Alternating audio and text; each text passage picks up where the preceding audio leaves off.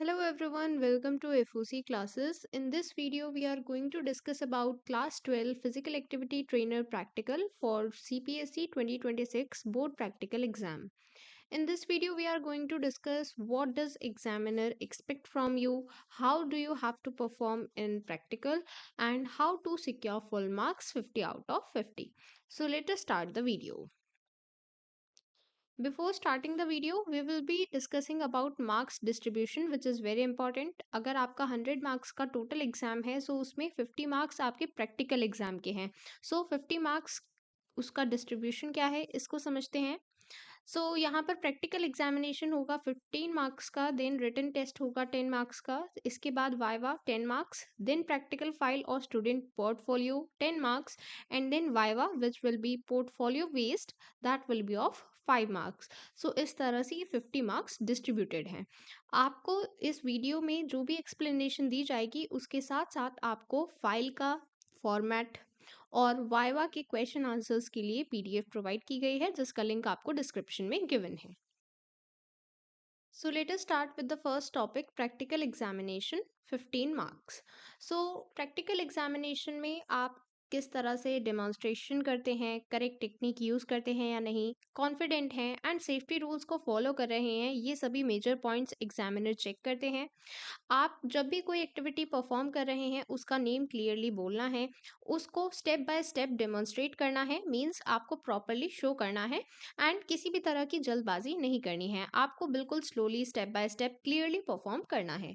अगर आप डिसिप्लिन के साथ और क्लैरिटी के साथ परफॉर्मेंस देंगे, डेमोन्स्ट्रेशन करेंगे तो डेफिनेटली आपको यहाँ पर फुल मार्क्स मिलेंगे. Then next part is written test. So written test में आपको कुछ क्वेश्चंस प्रोवाइड किए जाएंगे. ये शॉर्ट आंसर्स क्वेश्चन होंगे जहां पर आपको 1 to 2 लाइंस में आंसर देना है.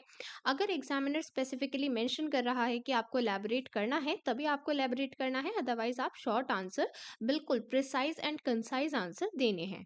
एंड ये जनरली आपकी एक्टिविटी रिलेटेड थ्योरी होती है. लाइक आपने कोई एक्टिविटी परफॉर्म की है तो उससे रिलेटेड आपसे क्वेश्चंस पूछे जा सकते हैं. एंड जो आपका थ्योरी का एग्जाम होता है उसमें जो भी आपका सिलेबस है वो भी आपको अच्छे से प्रिपेयर करना है. एंड जब आप अपना रिटर्न टेस्ट अटेम्प्ट कर रहे हैं तब आपकी हैंडराइटिंग नीट एंड क्लीन होनी चाहिए. ज़रूरी नहीं है कि बहुत सुंदर बहुत अच्छी हैंडराइटिंग होगी, बट आपको इतना तो ध्यान रखना ही है कि वो नीट एंड क्लीन होनी चाहिए सो दैट सामने वाला उसे प्रॉपरली पढ़ पाए. ओके.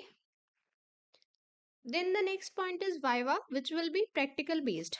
आपके बेसिकली यहाँ पर जो आपका सिलेबस है उसमें आपके दो वाइवा गिवन है.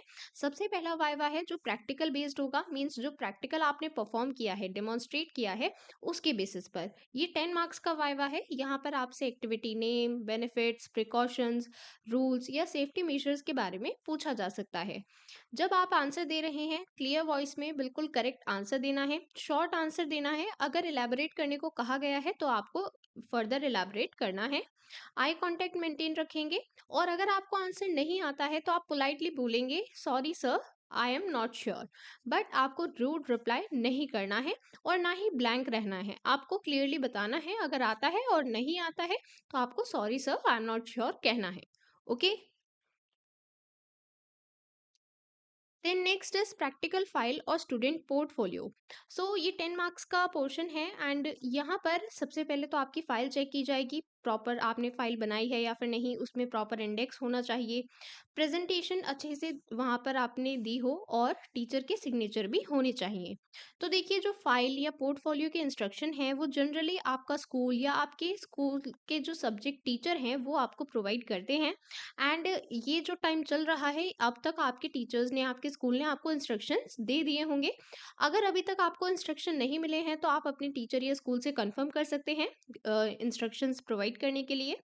एंड इन केस अगर आपको कहीं से भी कोई भी इंस्ट्रक्शंस नहीं मिले हैं, आप पूछ भी रहे हैं आपको तब भी इंस्ट्रक्शंस नहीं मिल रहे हैं, आपको किस तरह का फाइल फॉर्मेट रखना है उसके लिए मैंने आपको पीडीएफ लिंक डिस्क्रिप्शन में दिया है, आप उसको चेक कर सकते हैं. बट रिमेंबर, अगर आपके स्कूल या स्कूल टीचर ने आपको इंस्ट्रक्शंस प्रोवाइड किए हैं तो आपको उसे ही प्रायोरिटाइज करना है, आपको उसके अकॉर्डिंग ही अपना फाइल या पोर्टफोलियो प्रिपेयर करना है. Okay.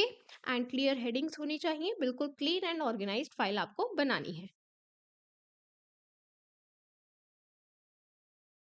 Then next is viva which is portfolio based. यहाँ पर जो आपने पोर्टफोलियो या फाइल बनाई है उस पर बेस्ड होगा ये वाइवा। यहाँ पर जो भी आपने एक्टिविटीज़ मेंशन की हैं उनके ऑब्जेक्टिव पूछे जा सकते हैं, आपने उस पोर्टफोलियो प्रोजेक्ट से क्या सीखा है, इन सभी चीज़ों के बारे में क्वेश्चन पूछे जा सकते हैं। जो भी आप प्रोजेक्ट बना रहे हैं, कोई भी फाइल या पोर्टफोलियो बना रहे हैं, आप अपनी अंडरस्टैंडिंग के साथ बनाएं और खुद से बनाएं। कहीं से आप कॉपी पेस्ट करेंगे तो आपको कुछ समझ भी नहीं आएगा और फिर जब आपसे क्वेश्चन पूछे जाएंगे तो आप आंसर भी नहीं कर पाएंगे। इसलिए जो आपको इंस्ट्रक्शंस गिवन है उसके अकॉर्डिंग आप खुद से अपनी अंडरस्टैंडिंग से अपना प्रोजेक्ट खुद बनाएं। कहीं से कॉपी पेस्ट करने में कोई फायदा नहीं होगा। आप बना भी लेंगे, सबमिट भी कर देंगे तो फिर आप उसके बारे में आंसर्स नहीं दे पाएंगे। Then viva questions. Generally short answers question आपसे पूछे जाते हैं। आपको 1 to 2 लाइंस में आंसर करना होगा, क्लियर वॉइस में एंड आई कांटेक्ट के साथ आपको आंसर देना है। और अगर आपको क्वेश्चंस का आंसर नहीं पता है तो आपको बताना है clearly, sorry sir I am not sure. And यहाँ पर क्योंकि डिफरेंट टाइप के वाइवा क्वेश्चंस हैं जो आपसे पूछे जा सकते हैं, देखिए आपको जनरली यही कंफ्यूजन रहता है कि हमसे एग्जैक्टली वाइवा क्वेश्चंस कैसे पूछे जाएंगे। तो देखिए ये आपके प्रोजेक्ट या फाइल पर बेस्ड हो सकते हैं, जो प्रैक्टिकल आपने परफॉर्म किया है उस पर बेस्ड हो सकते हैं, और साथ ही जो आपका सिलेबस है वहाँ पर भी उससे भी क्वेश्चन पूछे जा सकते हैं। डिफरेंट टाइप के क्वेश्चंस के मैंने यहाँ पर आपको एक पीडीएफ प्रोवाइड की है, सो आप इस पीडीएफ में different viva question answers check कर सकते हैं। Link is given in the description. Now body language. जब आप प्रैक्टिकल परफॉर्म कर रहे हैं, टेस्ट दे रहे हैं, एग्जामिनर के सामने रिप्रेजेंट कर रहे हैं, आपको अपना एटीट्यूड काम रखना है, आपको नेगेटिव एटीट्यूड शो नहीं करना है, आपको रिस्पेक्टफुल लैंग्वेज यूज करनी है, स्ट्रेट पोस्चर रहना चाहिए। फिजिकल एक्टिविटी ट्रेनर का एग्जाम है, आपके पोस्चर को भी एनालाइज किया जाएगा एंड पैनिक नहीं करना है, आपको बिल्कुल भी घबराना नहीं है एंड कॉन्फिडेंस के साथ आपको आंसर्स देने हैं। एंड कुछ कॉमन मिस्टेक्स जो सभी स्टूडेंट्स करते हैं, जनरली आपकी फाइल इनकम्प्लीट होती है, आप सोचते हैं आपकी फाइल कौन ही देखेगा, इतने सारे स्टूडेंट्स हैं, बट नहीं, आपकी फाइल देखी जाती है। इसलिए अपनी फाइल को अच्छे से कंप्लीट करें, इंस्ट्रक्शंस के अकॉर्डिंग कंप्लीट करें एंड नर्वस नहीं होना है, आपको इनडिसिप्लिन नहीं रहना है, डिसिप्लिन में कॉन्फिडेंस के साथ आपको अपना प्रैक्टिकल परफॉर्म करना है। Coming to the conclusion, practical is not difficult. ये एक स्कोरिंग प्रैक्टिकल है, यहाँ पर आप इजीली 50/50 स्कोर कर सकते हैं अगर आपको अपने सिलेबस की बेसिक नॉलेज है तब भी। और आपको अपना प्रैक्टिकल प्रॉपरली परफॉर्म करना है डिसिप्लिन एंड कॉन्फिडेंस के साथ। ऐसा नहीं होना चाहिए कि कॉन्फिडेंस तो बहुत था बट वो ओवर कॉन्फिडेंस हो गया, फिर आप डिसिप्लिन में नहीं रहे। तो ऐसा नहीं होना चाहिए, आपको डिसिप्लिन एंड कॉन्फिडेंस दोनों मेंटेन करने हैं एंड अपनी प्रैक्टिकल फाइल, पोर्टफोलियो, जो आपको इंस्ट्रक्शंस दिए गए हैं स्कूल में उसी के अकॉर्डिंग आपको प्रिपेयर करना है। And for any further doubt you can ask me in the comment section.